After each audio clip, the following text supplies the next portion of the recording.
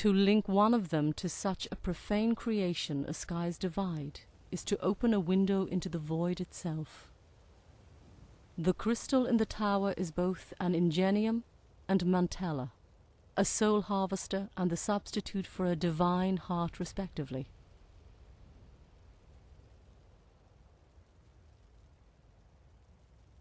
Yes, through years of investigation and infiltration, I uncovered the secret the Dwemer were constructing in Red Mountain. The original plan was to take possession of a numidium by presenting myself to the Dwemer, though not directly as to avoid suspicion of potential sabotage.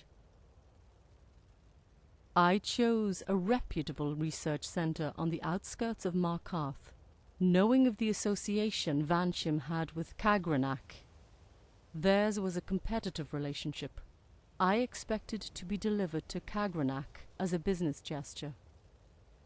Having an entire complex built for me was more than I could have hoped for.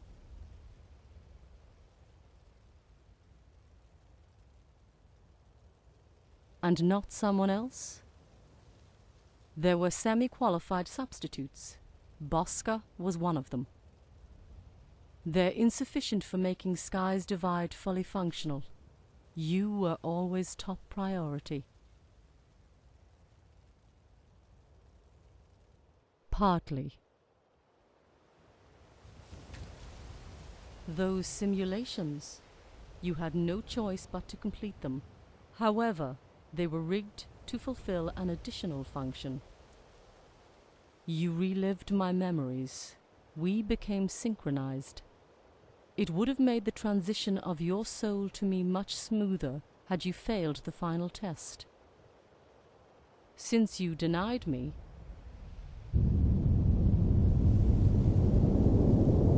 there's no reason for Skies Divide to remain bound to Nirn. My wish to be made one is an intrinsic urge. The price to be paid is the destruction of the world. Unfortunately for all of us, natural instincts are hard to overcome.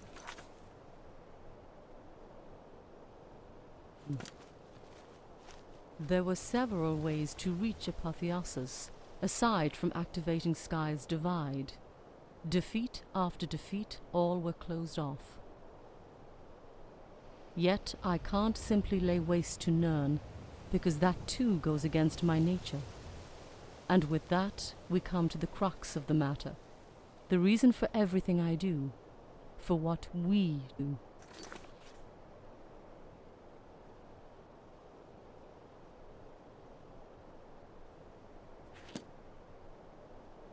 Selene, Istis, Matari, you. The original personalities of all my avatars shared a common trait that I've absorbed. Heroism. An encumbering trait, wouldn't you agree? There is only one solution to appease my clashing ambitions. If reality cannot be destroyed, it shall be transformed. The world will be saved not through conquest, but through cosmic deceit as third numidium.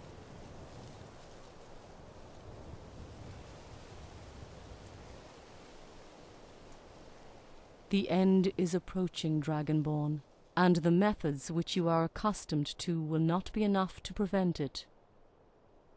One must operate outside of time and space to combat the threat that approaches. I will not let the future fall into the hands of traitors or madmen without direction.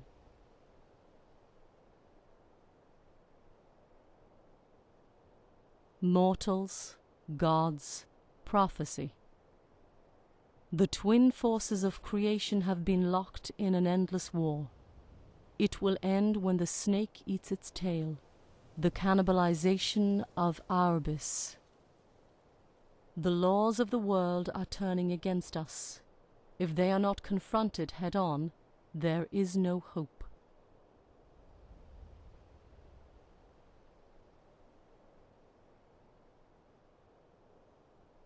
The better question is, who will be delivering it to its new masters? You saw them walking on this island, and yet the truth has evaded you to this moment about what the Ashen really are. Their foregone sense of identity and purpose has been exploited since my life as Istis. The Sirens and the Golden Maidens, even Kaja. The Ashen have been manipulated into pledging their lives to those of us who must labor in the shadows as we wage war against the times. Crafting an entire people to embody an idea is a delicate form of warfare. It is one fought over generations. My allies happened to be artisans in warping the mind through words and collective thought. Turning slaves into loyal protectors of their masters is a cruel fate. It is a tragedy when the lie is passed down in history as truth. But I'm not here to share that lie, Dragonborn. In reality, the Ashen are my greatest followers. In me, they see a reflection of themselves, someone worth dying for. They are the lost children of Ionith. They are the heralds that will sing praises of Salaquine and elevate my position in the new pantheon.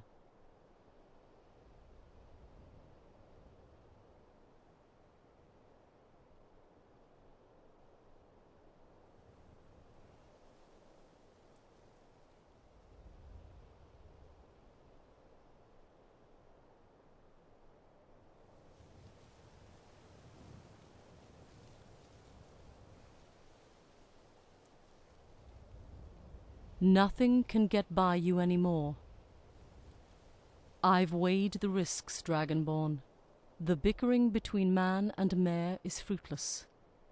Neither has proven themselves fit to rule, and one's path runs parallel to purity's. The beasts are too tribalistic, and the Ashen are too impotent to lead nations. They exist only to serve. One candidate remains, a foreign entity with deep-seated interest in Tamriel. Call it revenge, because the land was once theirs. The Septim dynasty's provocation guaranteed they would return someday. What better time than now, when Tamriel is at its weakest and most fractured state since they left? They call me Snake Charmer, for I managed to broker a treaty with the most cunning beasts of Nirn. The deal was signed with Istis' blood. The Ashen will pave the path for them, their own slaves. The Saessi will only set foot on Tamriel's shores when the Ashen have succeeded.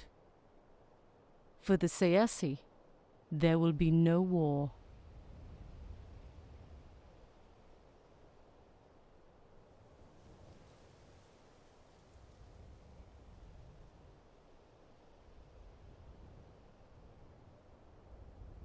I believe they seek to establish a second potentate.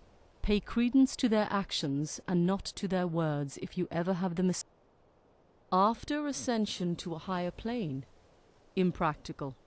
What becomes of me? Imagine every thought. I will have become existence itself, and the Saessi will continue to uphold. It's uncertain. If all my Ashen sycophants are murdered after my ascension, the world would remain silent. My Daedra seducer, Freya, would know all about my other pact. She has been my intermediary between the lords. I bargained with them, lost parts of myself, in exchange for their fickle word. These sorts of pacts aren't out of the ordinary. I took great risk consulting two of them, Hermaeus Mora and Molag Bal. None have yet to make good on their threats.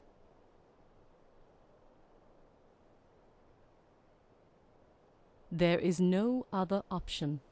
Either the world dies. I've worn 1,000 faces. If there is, even if you can't see it now, salvation